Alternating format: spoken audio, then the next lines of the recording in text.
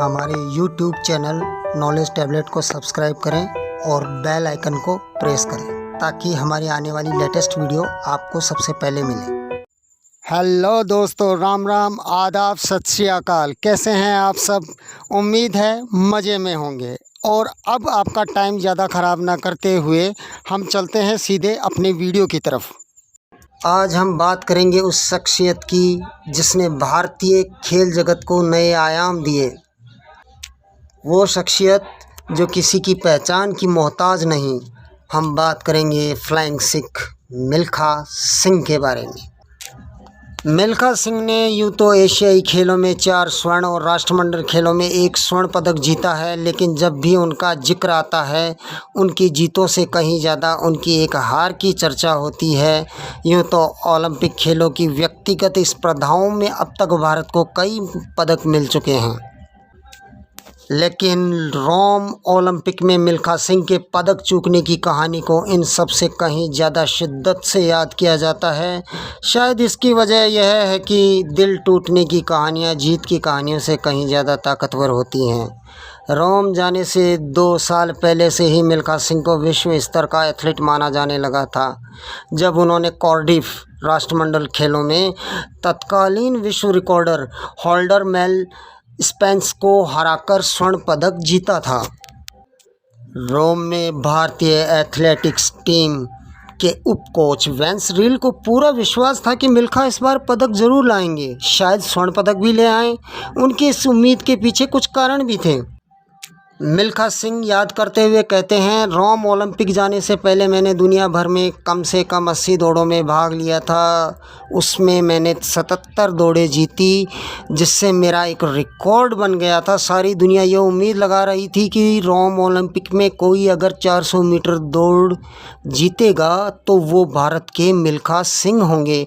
ये दौड़ ओलंपिक के इतिहास में जाएगी, जहाँ पहले 4 एथलीटों ने ओलंपिक रिकॉर्ड तोड़ा और बाकी 2 एथलीटों ने ओलंपिक रिकॉर्ड बराबर किया। इतने लोगों का एक साथ रिकॉर्ड तोड़ना बहुत बड़ी बात थी।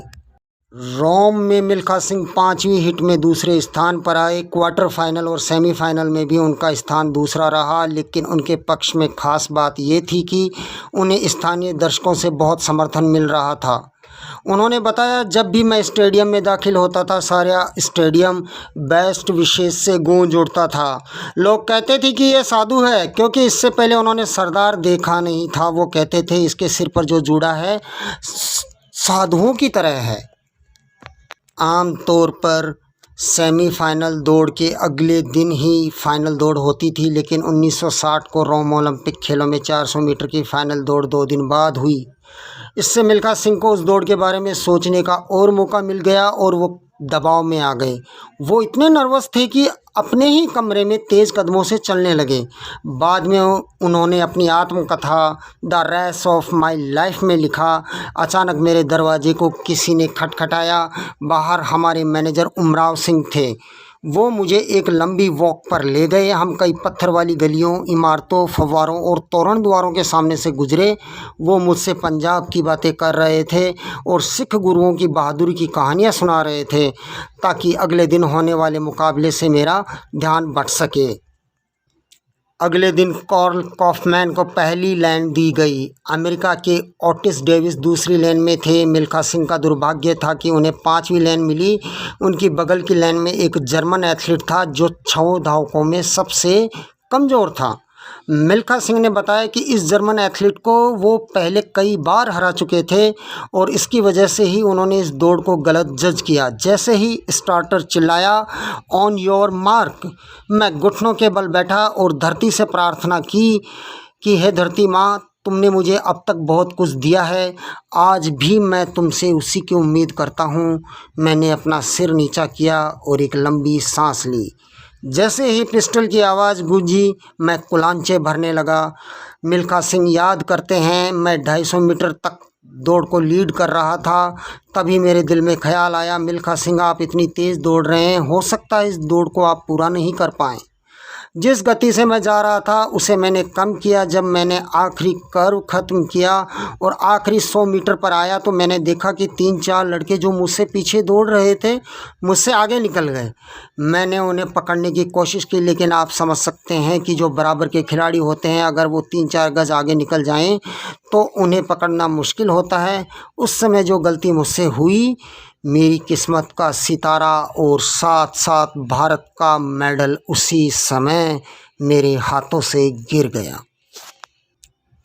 कुछ हलकों में ये भी कहा गया कि मिल्खा ने एक स्प्लिट सेकंड के लिए पीछे आ रहे अपने प्रतिद्वंदियों को देखने की कोशिश की, जिससे उनका प्रवाह टूट गया।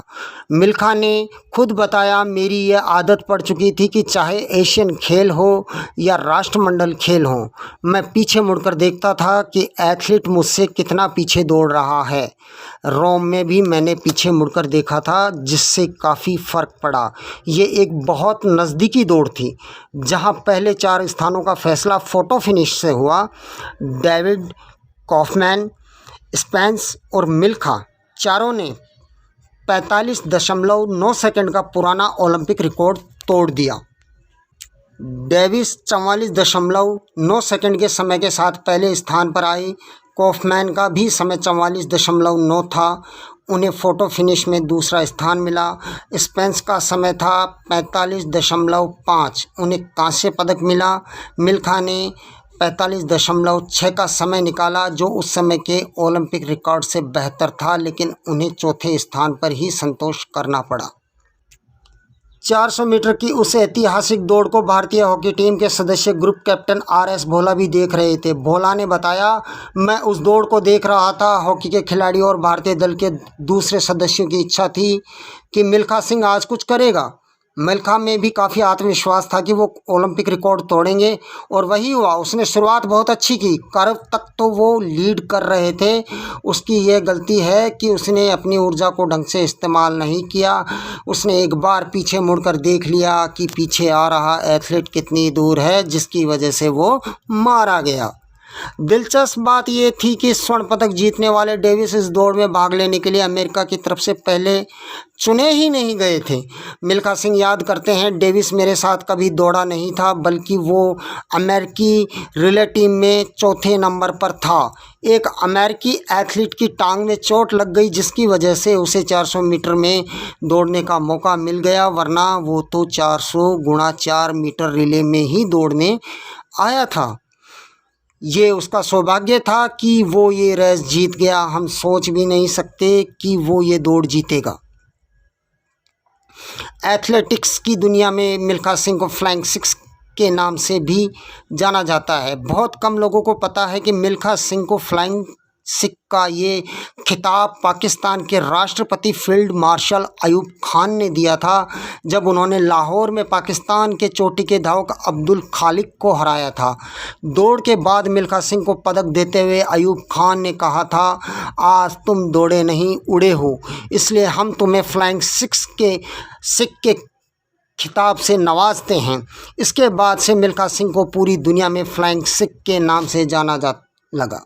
मिल्खा सिंह की अभी भी सबसे बड़ी दिली ख्वाहिश थी कि भारत का कोई एथलीट ओलंपिक में पदक प्राप्त करे।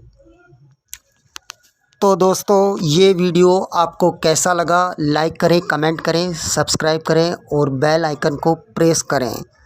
और भी जनरल नॉलेज के बारे में जानकारी के लिए डिस्क्रिप्शन में मेरे टेलीग्राम चैनल को सब्सक्राइब करें। जय माँ भारती, जय हिंद।